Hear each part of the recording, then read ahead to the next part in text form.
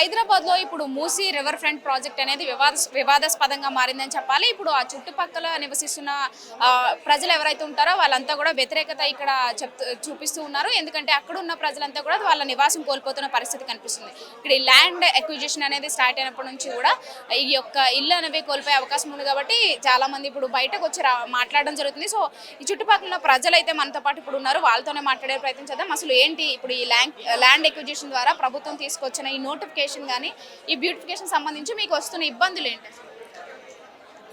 అసలు మెసేజ్లు అంటే ఇబ్బందులు అంటే ఇవే కదండి. ఇబ్బందులు మీరు మా ఇల్లుని జప్తం చేస్తాము, మీరు వచ్చేసి మీ ఇల్లులు ఇచ్చేసేయండి అంటేనే అదొక పెద్ద మిడిల్ క్లాస్ కాదు, ఒక పెద్ద ప్రాబ్లమే.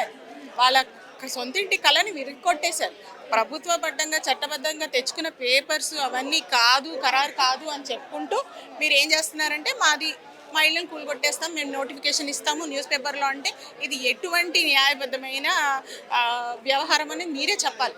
ఇప్పుడు మీరు కూడా ఉన్నారు, మీడియా మిత్రులు ఉన్నారు, మీరు కూడా అంతే సంపాదిస్తారు, ఒక ఇల్లు కొనుక్కుంటారు. ఇది మీ అందరికీ ఒక కళ అండి, లైఫ్ లాంగ్లో ఒక కళ. ఒకటిసారి కడతారు, ఇంకా ఎక్కువ ఉన్న వాళ్ళు 10 కట్టుకుంటారేమో. మాకైతే జీవితంలో మేము కష్టార్జితంతో కట్టుకునేది ఒకటే ఇల్లు. ల్యాండ్ తీసుకున్నప్పుడు ఇల్లు కట్టుకునేటప్పుడు ఇది FTL బఫర్ జోన్ లో ఉందని మీకు చెప్పలేదు? అప్పుడు లేదండి. అప్పుడు బఫర్ జోన్ యొక్క కొలత వచ్చేసి 9 మీటర్స్. ఇప్పుడు క్రమంగా దానికి ఒక్కొక్క జీవో తీసుకొచ్చు 30, 50, ఇంకా తర్వాత వచ్చేసి 1 కిలోమీటర్కి వెళ్ళిపోతారు. మొత్తం హైదరాబాద్ని ఖాళీ చేయడానికి ప్రభుత్వం సిద్ధమై కూర్చుంది. మేమేమంటున్నామంటే మీరు జీవోలు అవి తీసుకొచ్చే ముందు మీరెందుకు మీ అడ్మినిస్ట్రేషన్ క్లియర్ లేదు, by the revenue department, irrigation department ఈ అనాలిసిస్ ముందే ఎందుకు చేయలేదు? ఆల్రెడీ మీరు మీ దగ్గరకు వచ్చినప్పుడు రిజిస్ట్రేషన్స్కి ల్యాండ్స్ వచ్చినప్పుడు ఈ ఏరియాలో ఉండకూడదని మీరు ఎందుకు పెట్టలేదు? మేము ఇప్పుడు అన్ని సంతకాలు అయిపోయింది, రిజిస్ట్రేషన్ అయిపోయింది, డాక్యుమెంట్స్ వచ్చేసి మేము దాదాపుగా ఇప్పుడు నేను 15 ఏళ్ళు అయింది నా ఇల్లు కట్టి. ఇప్పుడు సడన్గా వచ్చేసి మీరు ల్యాండ్ ఎక్వైజేషన్లో వచ్చేసింది మేము ఇప్పుడు ఇది చేస్తున్నాం, ప్రాజెక్ట్ చేస్తున్నాం అంటే నేను నా ఇల్లు ఎందుకు ఇస్తానండి? TDR కోసం వచ్చారు, ఇప్పుడు నోటిఫికేషన్ TDR అని వచ్చింది. అసలు ఫస్ట్ వచ్చి మీరు మాట్లాడారా, మమ్మల్ని ఇన్వాల్వ్ చేశారా? మా ఇల్లు మీకు కావాలా, మేము ఈ ప్రాజెక్ట్ చేస్తున్నాము, ఈ ఏరియా ఎంత వస్తుంది? బిఫోర్ ఎలాంటి సర్వే జరగలేదు. ఎటువంటి అధికారంగా కానీ ఇప్పుడు ప్రస్తుతం జరుగుతున్న కాంగ్రెస్ ప్రతినిధులు కానీ ఎవ్వరు కానీ రాలేదు. కేవలం న్యూస్ పేపర్లో కానీ టీవీలలో కానీ వీళ్ళు న్యూస్ ఇవ్వడమే జరుగుతుంది. సో ఆ విధంగానే మీరు తెలుసుకున్నారు తప్ప ఈ నోటిఫికేషన్ ఇచ్చే ముందు మీ నుంచి ఎలాంటి ఇన్ఫర్మేషన్ వాళ్ళు తీసుకోలేదు? ఎవరు రాలేదు ఇంతవరకు. అధికారులు ఎవ్వరు వచ్చి మమ్మల్ని సంప్రదించలేదు. మేము ఇప్పటికీ చెప్తున్నాం, ఫస్ట్ మాతో వచ్చి మాట్లాడండి, మేము అప్రూవల్ ఇచ్చాకే మీరు ఈ ప్రాజెక్ట్ని ముందుకు తీసుకెళ్ళి. ఏదైనా సరే ఇప్పుడు పబ్లిక్ని యొక్క ఇంట్రెస్ట్ ఉంటేనే ఆ ప్రాజెక్ట్ ముందుకు వెళ్ళాలి. అసలు పబ్లికే ఇంట్రెస్ట్ చూపించినప్పుడు మీరు ఎవరి కోసం చేస్తున్నారు ఈ ప్రాజెక్ట్? మేము కూడా పబ్లికే కదండి. మా ప్రజల గురించి మీరు ఆలోచించకుండా మీరు వేరే ఇంకెవరో ప్రజల గురించి అక్కడ ఒక హైఫై టవర్స్ అనేసి గార్డెన్స్ అని వీటి గురించి కాదండి. మమ్మల్ని ఇల్లు చేయండి, మా ఇల్లు గురించి మేము కూడా కట్టుకున్న జీతం మేము పబ్లిక్.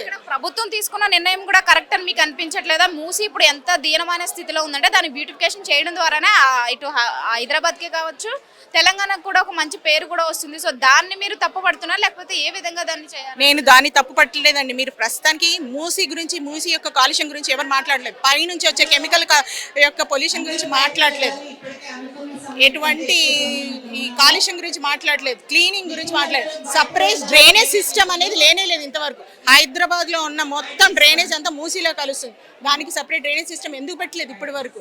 కేవలం అక్కడ ఉన్న రెసిడెన్సే ఆ డ్రైనేజ్ కలుపుతున్నారా? కాదు కదా.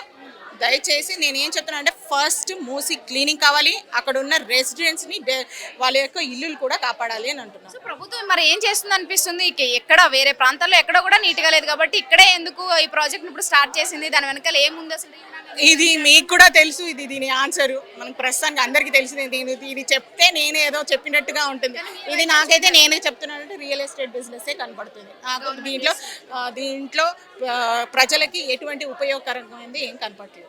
మరి ఇంకొకటి, ఇప్పుడు స్థానికంగా మీకు కూడా బ్యూటిఫికేషన్ అనేది జరిగితే మంచిగానే ఉంటుంది, మీ పక్కనున్న నది బాగుందంటే చూడడానికి బాగుంటుంది. సో మీరు సొల్యూషన్ మీరేమో ఆలోచిస్తున్నారు? ఇప్పుడు మీ ఇల్లు పోకూడదు కానీ అది కూడా బ్యూటిఫికేషన్ జరగాలంటే ఏ విధంగా జరిపించుకోవాలి?